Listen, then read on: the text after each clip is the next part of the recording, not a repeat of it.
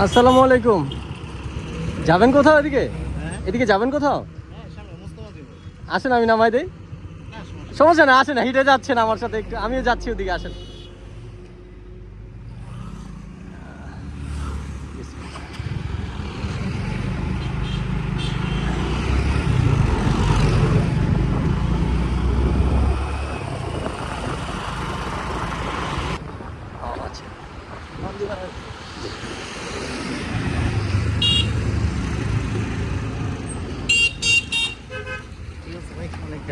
আচ্ছা, জি ধন্যবাদ, ভালো থাকেন।